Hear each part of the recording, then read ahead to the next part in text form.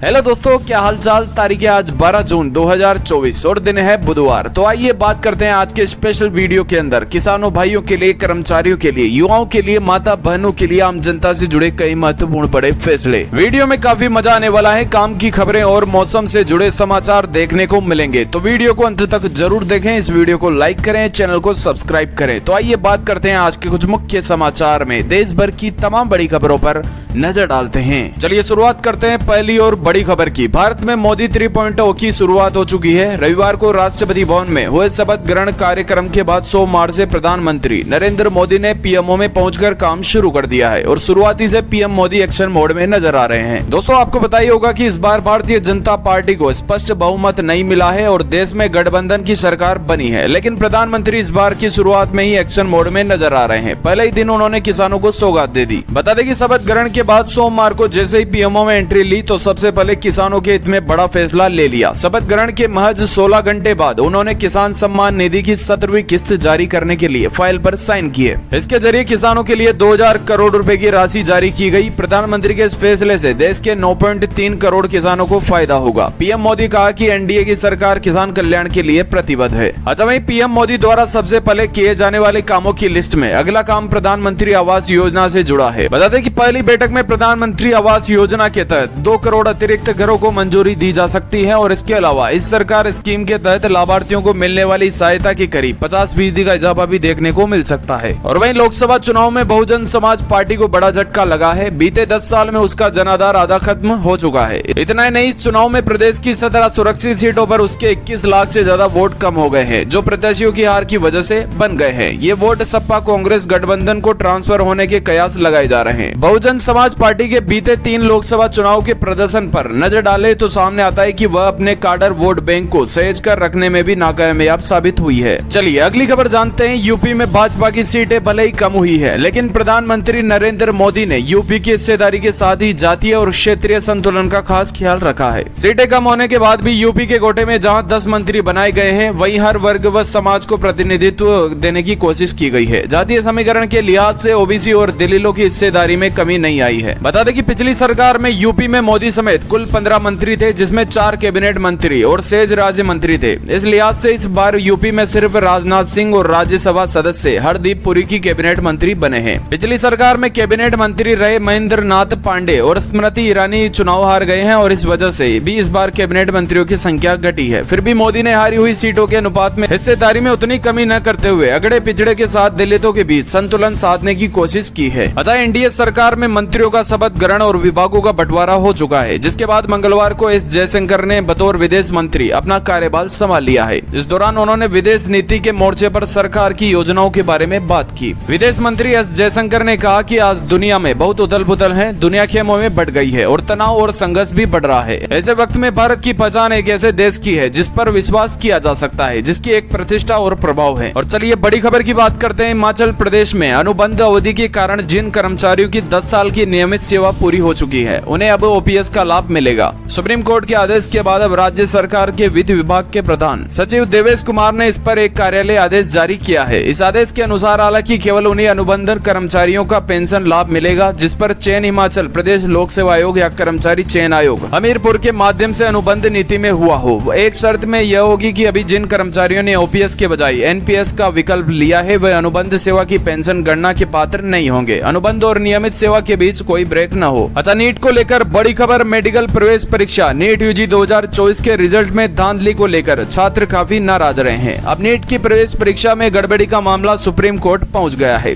जिस पर आज सुनवाई हो रही है। सुप्रीम कोर्ट ने मंगलवार को राष्ट्रीय परीक्षण एजेंसी अर्थात एनटीए को नोटिस जारी कर जवाब मांगा है। बता दें कि नीट यूजी प्रश्न पत्र लीक होने की खबरों के बीच अभ्यर्थियों के एक समूह ने नए सिरे से एनटीए की यूजी 2024 परीक्षा कराने की मांग करते हुए उच्चतम न्यायालय का रुख किया है। गड़बड़ी का आरोप लगाते हुए कोर्ट में याचिका दाखिल की है। नीट यूजी 2024 रिजल्ट को वापस लिया जाए और फिर से परीक्षा कराई जाए। बता दें कि नीट परीक्षा 5 मई को हुई थी और 4 जून को रिजल्ट आया था। तभी से कई शिकायतें सामने आई है, जिसमें पेपर लीक की बातें कही गई हैं। और चलिए अगली खबर की बात करते हैं। राष्ट्रीय जनतांत्रिक गठबंधन सरकार में मंत्रिमंडल बंटवारे के बाद बिहार में सियासत तेज हो गई है। विपक्ष के नेता कह रहे हैं कि फिर मोदी से 3.0 की सरकार में बिहार को कुछ नहीं मिला है, सारे महत्वपूर्ण विभाग अपने पास ही रखे हैं। नेता प्रतिपक्ष तेजस्वी यादव ने कहा कि बिहार को झुंझुना थमा दिया है।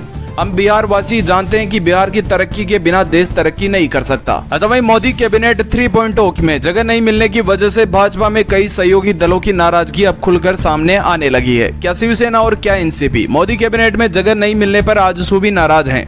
जी हाँ, महाराष्ट्र में एनडीए के दो घटक दल एनसीपी और शिवसेना नाराज हैं। वहीं झारखंड में भाजपा की सहयोगी आजसू ने भी अपनी नाराजगी जाहिर की है। सूत्रों की माने तो महाराष्ट्र में कैबिनेट की लड़ाई अब साफ साफ देखने को मिल रही है। शिवसेना और एनसीपी मोदी कैबिनेट में जगह नहीं मिलने से नाराज बताए जा रहे हैं। हालांकि शिवसेना के नेता और एकनाथ शिंदे के बेटे श्रीकांत शिंदे ने श्रीरंगी बारणे के बयान का खंडन किया है। उन्होंने बिना शर्त मोदी सरकार को बाहर से समर्थन देने की बात कही है।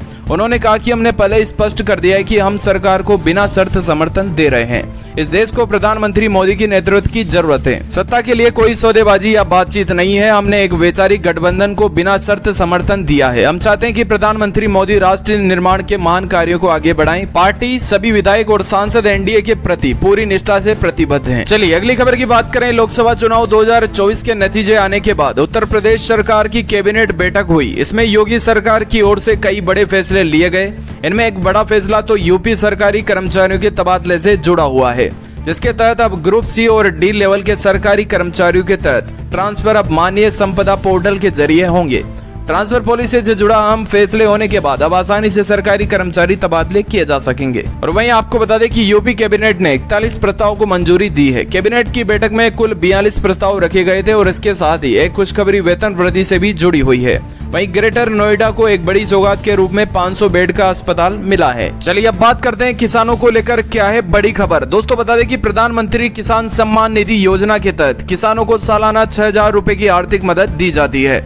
किसानों के खाते में 4 महीने के अंतराल में 3 किस्तों में 2-2 हजार रुपए करके राशि भेजी जाती है। फिलहाल किसानों को 16 किस्तें जारी कर चुकी है और 17वीं किस्त का किसान बेसब्री से इंतजार कर रहे हैं। इन किसानों के लिए कुछ खबरी है। प्रधानमंत्री नरेंद्र मोदी ने तीसरी बार प्रधानमंत्री के रूप में कार्यभार संभालने के बाद पहला काम पीएम किसान सम्मान निधि 17वीं किस्त से जुड़ी फाइल पर हस्ताक्षर करने का किया है। दोस्तों पीएम मोदी ने ट्वीट कर कहा कि देश भर के अपने किसान भाइयों बहनों का जीवन आसान बनाने के लिए हमारी सरकार प्रतिबद्ध है। यह मेरे लिए सौभाग्य की बात है कि लगातार तीसरी बार प्रधानमंत्री के रूप में कार्यभार संभालने के बाद पहला काम उनके लिए ही करने का अवसर मिला है। इसके तहत पीएम किसान सम्मान निधि 17वीं किस्त से जुड़ी फाइल पर हस्ताक्षर कर दिया है, जिसका लाभ देश में मेरे 9 करोड़ से ज्यादा अन्नदाताओं को होगा। आने वाले समय में हम किसानों के कल्याण और कृषि क्षेत्र में उत्थान के लिए निरंतर काम करते रहेंगे। अच्छा भाई आपको बता दें कि कब आएगी पीएम किसान की 17वीं किस्त। तो दोस्तों आपको बता दें कि कृषि मंत्रालय की ट्विटर पर दी गई ताजा जानकारी के मुताबिक प्रधानमंत्री नरेंद्र मोदी द्वारा पीएम किसान सम्मान निधि योजना की 17वीं किस्त का हस्तांतरण जल्द ही जारी किया जाएगा। और बता दें कि 28 फरवरी 2024 को केंद्र सरकार द्वारा 16वीं किस्त जारी की गई थी, जिसमें पात्र किसानों को 2-2 हजार रुपए की किस्त दी गई थी। डीबीटी के माध्यम से ये पैसे लाभार्थी के खाते में आ जाते हैं और हर किस्त 4 महीने के अंतराल आती है। ऐसे में फरवरी से अगले 4 महीने का समय जून अंत में हो रहा है। हालांकि 17वीं किस्त से जुड़ी फाइल पर हस्ताक्षर हो चुके हैं। ऐसे में जल्दी किसानों के खातों में ये राशि आ सकती है। चलिए राजस्थान सरकार से जुड़ी अगली खबर। पूर्व मुख्यमंत्री अशोक गहलोत ने युवाओं के बेरोजगारी भत्ते को लेकर सरकार पर निशाना साधते हुए अपने ट्विटर अकाउंट पर एक पोस्ट की है, जिसमें उन्होंने चिंता व्यक्त करते हुए लिखा है कि उनकी सरकार ने बेरोजगार युवाओं को 4500 रुपए प्रति माह भत्ता देने का शुरुआत किया था, लेकिन वर्तमान में उन्हें पिछले कई महीनों से यह भत्ता नहीं मिल रहा है। सरकार में लंबित बिलों के भुगतान को लेकर लगातार नए मामले सामने आ रहे हैं। पूर्व सीएम अशोक गहलोत ने प्रदेश की बदन लाल सरकार पर बेरोजगारी भत्ता रोकने का बड़ा आरोप लगाते हुए कहा कि वित्त विभाग के महीनों से बेरोजगार भत्ते के बिलों को रोककर बैठा है। जानकारी के मुताबिक पिछले साल आचार संहिता से ठीक पहले अगस्त से ही वित्त विभाग ने बेरोजगारी भत्ते के बिल रोक दिए थे और जो कि अब पेंडिंग चल रहे हैं। चलिए अब नजर डालते हैं मौसम समाचारों पर। दोस्तों बता दें कि दक्षिण पश्चिम मानसून दस्तक देने को है, लेकिन उत्तर पश्चिम और पूर्वी भारत को झुलसा देने वाली गर्मी से कोई राहत मिलती नजर नहीं आ रही है। कई इलाकों में पारा 46 डिग्री सेल्सियस तक पहुंच गया है। मौसम विभाग के मुताबिक प्रचंड गर्मी अभी कम से कम और 5 दिन सताएगी। इस दौरान तापमान में 2 से 3 डिग्री तक वृद्धि हो सकती है। उसके बाद कुछ क्षेत्रों में मानसून पूर्वी बारिश का अनुमान है। बता दें कि भारत मौसम विज्ञान ने सोमवार को कहा कि अगले 5 दिनों के दौरान उत्तर पश्चिम और पूर्वी भारत में लू से भीषण लू चलने की संभावना है। जम्मू कश्मीर, हिमाचल प्रदेश, उत्तराखंड, पंजाब, हरियाणा, दिल्ली, राजस्थान, मध्य प्रदेश, उत्तर प्रदेश, झारखंड, ओडिशा और पश्चिम बंगाल के गंगा तट वाले कुछ हिस्से भीषण लू से बुरी तरह प्रभावित हो सकते हैं। बीते 24 घंटे के दौरान इन राज्यों के अलग अलग हिस्सों में लू की स्थिति बन रही है और अधिकतम तापमान 42 से 45 डिग्री सेल्सियस के बीच दर्ज किया गया है। यह सामान्य से 2 से 4 डिग्री अधिक है। प्रचंड गर्मी अपने साथ कई बीमारियां भी ला रही है। वही विशेषज्ञों का कहना है कि प्रचंड गर्मी अल नीनो का परिणाम है। प्राकृतिक रूप से होने वाली इस घटना से मध्य और पूर्वी प्रशांत महासागर के सतह के पानी का अत्यधिक गर्म होना और वायुमंडल की निचली परत में ग्रीन हाउस गैसों की सांद्रता में तेज वृद्धि है और अल नीनो के प्रभाव के भारत में सूखे जैसे स्थिति बन जाती है। वर्षा पर आधारित कृषि क्षेत्र को भी भारी नुकसान उठाना पड़ता है। चलिए अगली बड़ी खबर, उत्तर प्रदेश में नया बिजली कनेक्शन लेना महंगा हो सकता है। कोस्ट डाटा बुक में कनेक्शन लेते वक्त ली जाने वाली सामग्री व अन्य मदों में बढ़ोतरी की गई है। यह घरेलू उपभोक्ताओं के लिए करीब 44% तो उद्योगों के लिए 50 से 100% तक महंगी हो सकती है। पावर कॉर्पोरेशन ने नया प्रस्ताव नियामक आयोग में दाखिल कर दिया है और इसकी जानकारी मिलते ही राज्य उपभोक्ता परिषद ने विरोध का ऐलान कर दिया है। परिषद का कहना है कि पिछले 4 साल में कोई दर नहीं बढ़ी है, इसलिए आगे भी नहीं बढ़ने दी जाएगी। प्रस्ताव के अनुसार नए विद्युत कनेक्शन की दरों, मीटर का मूल्य, खंबा, ट्रांसफार्मर, प्रतिभूति राशि, प्रोसेसिंग फीस आदि के शुल्क में बढ़ोतरी की गई है। अच्छा, इस वक्त की बड़ी खबर की बात करें, विमान में टर्बुलेशन की घटना पर मुआवजे का बड़ा ऐलान। दोस्तों, सिंगापुर के राष्ट्रीय वाक ने कहा कि बैंकॉक से प्रस्थान के दौरान यात्रियों को तुरंत खर्चे के तौर पर 1000 अमेरिकी डॉलर दिए गए थे। बता दें कि इस हादसे में 73 वर्षीय ब्रिटिश यात्री जॉब की मौत हो गई थी। पिछले महीने लंदन में सिंगापुर जा रही सिंगापुर एयरलाइंस की फ्लाइट में खतरनाक टर्बुलेशन के कारण एक यात्री की मौत हो गई थी। इस टर्बुलेशन के कारण यात्री दर्जन घायल हो गए थे और विमान में चालक दल के सदस्य समेत 211 यात्री सवार थे। घटना के 1 महीने बाद एयरलाइंस ने सभी यात्रियों को मुआवजा और हवाई किराया पूरा रिफंड देने की पेशकश की है। और बता दें कि 21 मई को सिंगापुर एयरलाइंस की फ्लाइट XQ 321 टर्बुलेशन में फंस गई थी। विमान 62 सेकंड तक टर्बुलेशन में फंसा रहा और इस दौरान विमान पहले ऊपर गया और फिर तेजी से नीचे आया। चलिए अब जानते हैं नई भर्ती को लेकर क्या है बड़ी खबर। दोस्तों, बता दें कि सेंट्रल बैंक ऑफ इंडिया ने अप्रेंटिस के पदों पर भर्ती के लिए आवेदन करने की अंतिम तिथि आगे बढ़ा दी है। जो भी उम्मीदवार आवेदन से चूक गए थे उनके लिए यह सुनहरा मौका है। बता दें कि सेंट्रल बैंक ऑफ इंडिया अर्थात CBI ने बैंक की अप्रेंटिसशिप नीति के अनुसार अप्रेंटिस की नियुक्ति के लिए पंजीकरण की अंतिम तिथि आगे बढ़ा दी है। इच्छुक उम्मीदवार 17 जून 2024 तक राष्ट्रीय अप्रेंटिसशिप पोर्टल या central bank of India .co.in पर विभिन्न अप्रेंटिस के पदों के लिए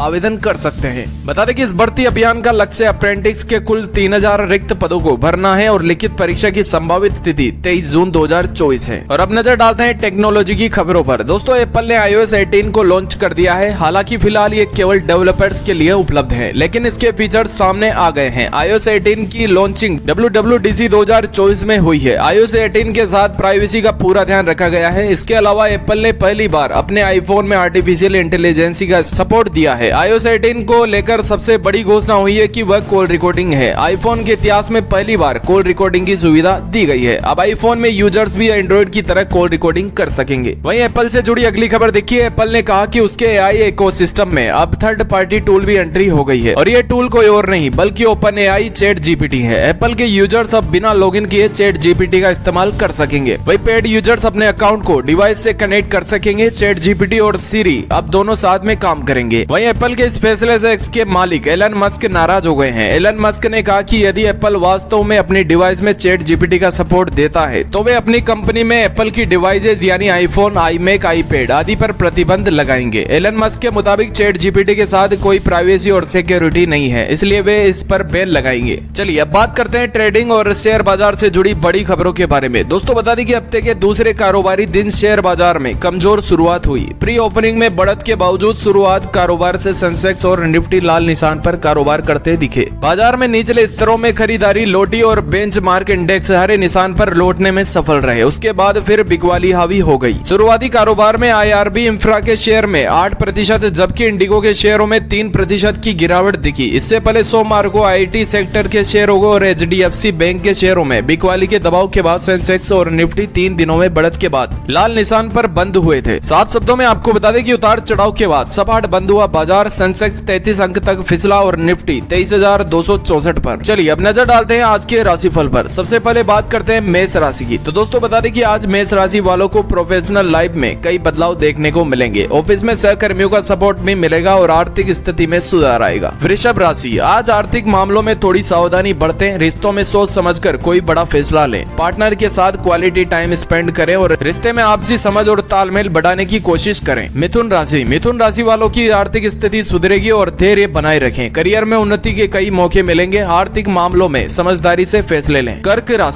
राशि वाले आज प्रोफेशनल लाइफ में खूब तरक्की करेंगे। आर्थिक स्थिति अच्छी रहेगी और पारिवारिक जीवन सुखमय रहेगा। सिंह राशि, आज का दिन सिंह राशि वालों के लिए लकी साबित होगा। आय के नए स्रोत बनेंगे। निवेश के नए मौके मिलेंगे और आर्थिक स्थिति में सुधार आएगा। धन से जुड़ी दिक्कतों से छुटकारा मिलेगा। कन्या राशि, आज कन्या राशि वालों को सहकर्मियों का सपोर्ट मिलेगा। करियर में उन्नति के कई मौके मिलेंगे। व्यापार में खूब तरक्की करेंगे। तुला राशि, आज का दिन तुला राशि वालों के लिए बेहद खास रहने वाला है। आय में वृद्धि के योग बनेंगे। आमदनी के नए स्रोत बनेंगे। जमीन जायदाद की खरीदारी संभव है। धन आगमन के नए मार्ग प्रशस्त होंगे। वृश्चिक राशि वालों को आज निवेश में कई मौके मिलेंगे। करियर में खूब तरक्की करेंगे। आय के नए स्रोत से धन का लाभ होगा। ऑफिस के कार्यों में लापरवाही न बरतें। धनु राशि के लोग की आर्थिक स्थिति अच्छी रहेगी। इनकम के नए सोर्स बनेंगे। व्यापार में मुनाफा होगा। पारिवारिक जीवन में सुख शांति बनी रहेगी। अपने बिजी ऑफिस शेड्यूल में से पार्टनर के लिए थोड़ा टाइम जरूर निकालें। मकर राशि के जातक आज आर्थिक मामलों में लकी रहेंगे। आय के अप्रत्यक्ष स्रोतों से धन लाभ होगा। प्रोफेशनल लाइफ में नई उपलब्धियां हासिल होंगी। सामाजिक कार्यों में बढ़ चढ़कर हिस्सा लेंगे। कुंभ राशि, आज आपकी आर्थिक स्थिति सुदृढ़ रहेगी और पारिवारिक जीवन में खुशहाली का माहौल रहेगा। जीवन में नए रोमांचक मोड़ आएंगे। करियर में तरक्की के कई सुनहरे अवसर मिलेंगे। और अंत में बात करते हैं मीन राशि की। तो दोस्तों बता दें कि आज मीन राशि वालों को कड़ी मेहनत का फल मिलेगा। लंबे समय का इंतजार समाप्त होगा। करियर से जुड़ी कोई अच्छी खबर मिलेगी। विदेश में पढ़ाई करने के इच्छुक विद्यार्थियों का सपना पूरा हो सकता है। तो दोस्तों ये थी आज की कुछ मुख्य समाचार की बड़ी खबरें। ऐसी न्यूज पाने के लिए और हमसे जुड़ने के लिए चैनल को सब्सक्राइब जरूर करें। मैं मिलता हूँ कल आपको इसी वक्त पर। तब तक के लिए नमस्कार। जय हिंद, वंदे मातरम।